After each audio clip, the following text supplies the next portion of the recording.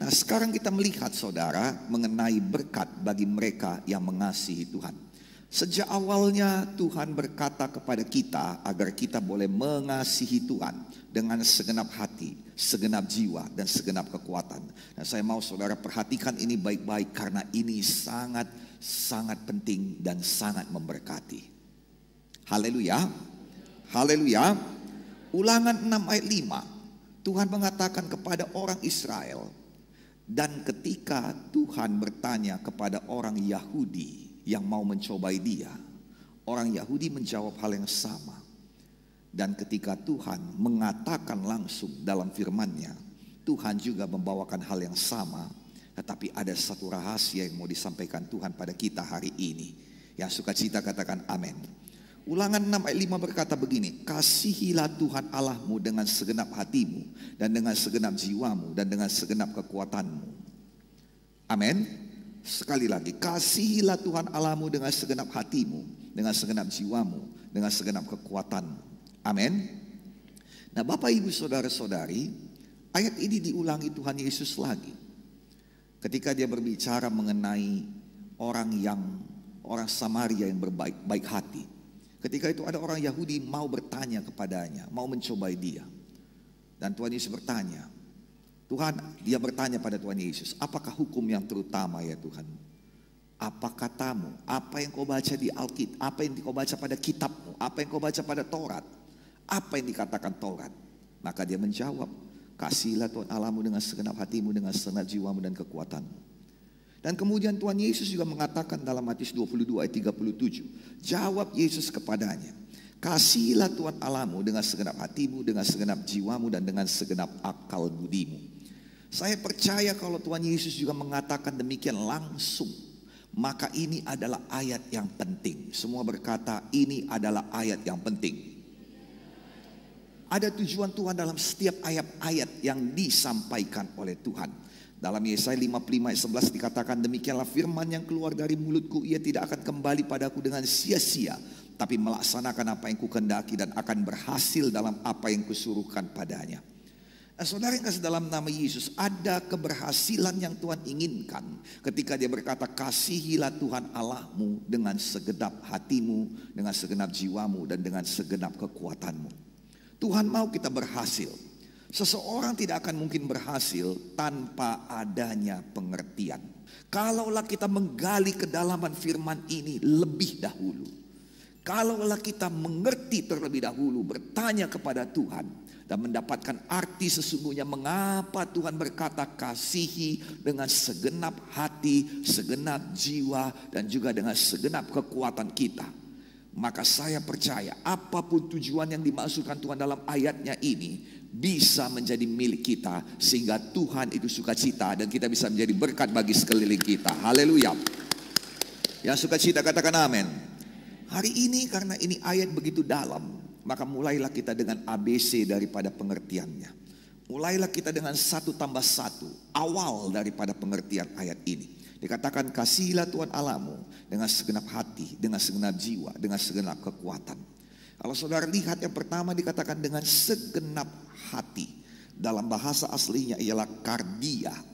Kardia itu adalah jantung. Dan saudara tahu bahwa dengan jantung ini saudara kita hidup. Tanpa yang lainnya sepertinya masih bisa kita hidup. Tanpa ginjal kita masih bisa cuci darah. Tanpa paru-paru masih bisa dikasih oksigen dan bisa dikasih alat pompa. Tapi tanpa jantung saudara, hidup kita tidak akan lama. Dalam arti kata, dengan seluruh nafas hidup kita, kita mengasihi Tuhan. Yang setuju katakan amin. Dalam arti kata, di dalam hati ini tidak ada yang lain yang kita kasihi selain Tuhan.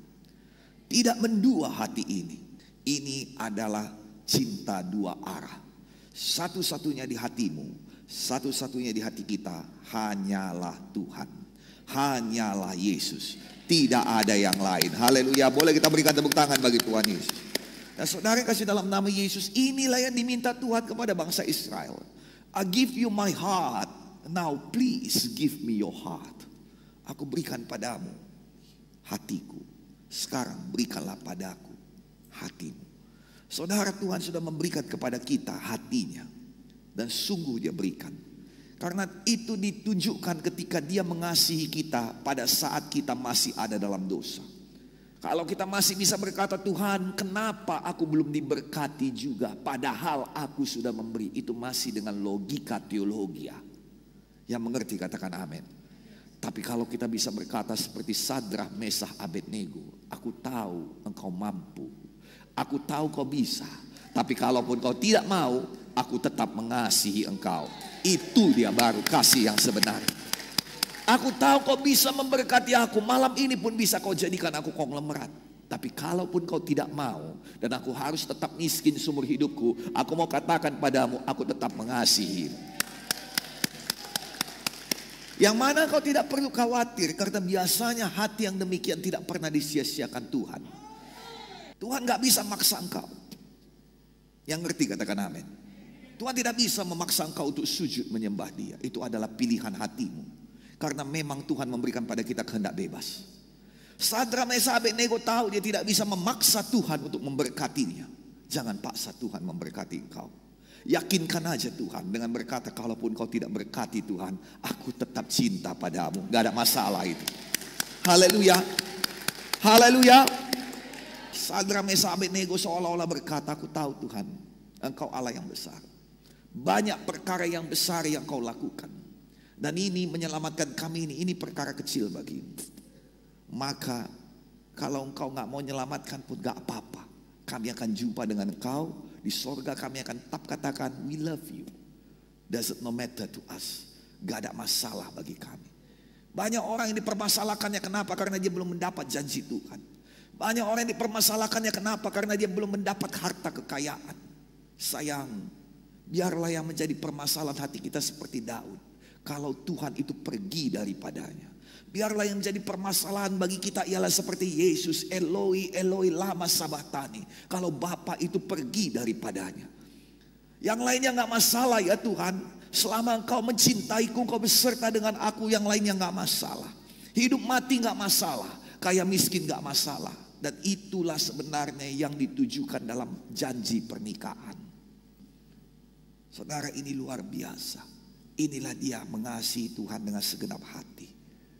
Mengasihi Tuhan dengan segenap hati artinya gak ada yang lain selain daripadamu. Dan aku gak perlu yang lain selain daripadamu. Ya, aku tahu kau bisa buat, tapi aku gak punya hak untuk mengatur engkau. Bagaimana kalau kita melakukan hal yang demikian kepada Tuhan? Karena untuk Tuhan yang seperti itu, kita tidak punya kata-kata atau perbuatan yang cukup untuk membalaskan kasih-Nya. Dan kalau kita melakukan hal yang sama kepada Tuhan, maka Tuhan akan merasakan yang sama juga. Untuk Sadrah, Mesah, dan Abednego, ketika dia berkata, kami tahu Allah kami mampu. Tapi kalaupun dia tidak mau, gak apa-apa. Gak apa-apa Tuanku Raja. Anda perlu tahu bahwa Allah kami lebih berkuasa daripada. Tapi kami gak bisa paksa dia. Kalau dia gak mau, ketahuilah. Bukan karena dia gak mau, maka kami menurut padamu. Kami tetap cinta padanya. Dan sorga bergetar. Raja tahu yang satu itu berbeda. Raja tahu yang satu itu bukan malaikat. Raja tahu yang satu itu anak dewa. Anak raja di atas segala raja. Yesus namanya. Haleluya. Tuhan izinkan kita masuk ke dalam api. Tetapi di dalam api itu, Roma 8 ayat 28 jadi, segala sesuatu jadi kebaikan bagi mereka yang mengasihi Allah. Apakah saudara mengerti sekarang dengan segenap hati? Dengan segenap hati tidak bisa diancam, tidak bisa dipisahkan, karena hatimu hanya untuk satu pribadi. Apapun yang terjadi, kami tak terpisahkan. Dengan segenap hati artinya hanya satu yang kupercaya. Aku tidak cari kepercayaan yang lain. Aku tidak cari kasih yang lain. Satu-satunya yang tidak bisa diterangkan oleh logika ialah apa? Ialah kasihmu kepada Tuhan. Itulah dia maksudnya. Ahab yaitu affectionate that cannot be described by logic. Kasih. Kasihilah Tuhan Allahmu. Kasih di situ ditulis dalam bahasa aslinya ahab. Ahab adalah kasih yang tidak bisa diterangkan oleh logika. Yang mengerti katakan amin. Affectionate, kasih sayang. Dari eksternal dikatakan oleh seorang, tapi memang itu tidak bisa kita ambil sebagai satu acuan. Tapi bahasa aslinya begitu dalam. Kesimpulannya ialah apa? Bahwa itu tidak masuk akal. Sama seperti Yesus tidak masuk akal kasihnya. Mau mati bagi orang berdosa. Maka Tuhan minta engkau gak masuk akal lagi kasihmu. Aku sakit Tuhan, aku tahu kau bisa sembuhkan. Tapi kalaupun aku harus mati dalam penyakitku itu, aku tetap berkata aku cinta padamu. Dan mari kita lihat bagaimana kasih Tuhan bekerja pada kita. Saya percaya kalau ada kasih demikian, Tuhan tidak akan sia-siakan. Saya ulangi sekali lagi, karena Tuhan kita tahu menghargakan kasih. Ketika kita mengasihi Tuhan, Dia tidak akan sia-siakan. Dia akan terjun dari sorga ke bumi ini sekali lagi. Hanya untuk engkau, untuk kita yang mengasihi Tuhan. Haleluya. Boleh lebih semangat lagi untuk Tuhan kita. Itu saja yang diminta. Hati, itu saja. Dia gak akan mengatur hidupmu. Dia minta hatimu. Dia serahkan hatinya kepada manusia. Dan hal yang sama dia mau jadi dari kita. Mari serahkan hati kepada Tuhan. Mari serahkan hati kepada Tuhan. Haleluya. Yang suka cita katakan haleluya. Dengan segenap jiwa. Dengan segenap jiwa. Semua berkata jiwa. Kata jiwa diambil dari kata aslinya nefes. Nefes berarti kehidupan, maka jiwa adalah kehidupan kita. Tuhan mau kita mengasihi Dia dengan kehidupan kita. Sering sekali kita berkata begini, Tuhan, kalau kau kasih kepadaku 10 juta, ku kasih 9 juta padamu. Jahat. Karena kau tidak mengasihi Tuhan dengan kehidupan saat ini. Makanya Tuhan gak ngasih. Karena kata-katamu itu adalah hasutan dan kebohongan belaka. Walau ada kesungguhan hati di situ tuh gak akan pernah terjadi. Tuhan mau kau mengasihi Dia dengan kehidupanmu saat ini.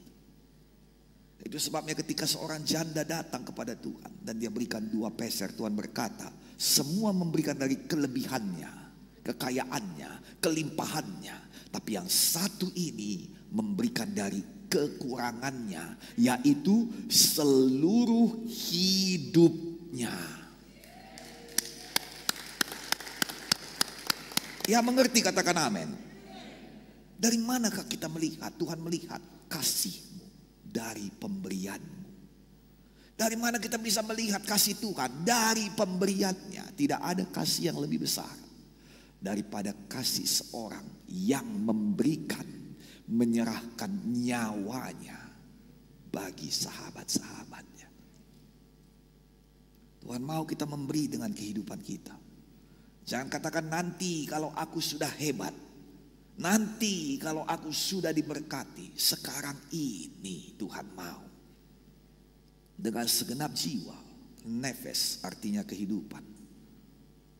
Nefes itu dipakai dalam Kejadian 2 ayat 7. Maka Tuhan menghembuskan nafas kehidupan. Maka jadilah manusia itu makhluk hidup. Kata hidup di situ adalah nefes. Jadilah manusia itu sebagaimana adanya dengan kehidupannya pada saat itu. Itulah nefes. Sebagaimana adanya kehidupan kita saat ini. Nefes. Kasihilah Tuhan. Pak Pendeta, banyak kekurangan saya. Kasihilah Tuhan. Bagaimana cara kau mengasihi Tuhan? Berikan sesuatu untuk Tuhan. Jiwa kita adalah kehidupan kita. Tuhan mau kita mengasihi Tuhan dengan segala yang ada pada jiwa kita. Segala yang ada pada kehidupan kita saat ini. Jangan tunggu nanti, saat ini. Saat ini apa yang bisa kau berikan pada Tuhan?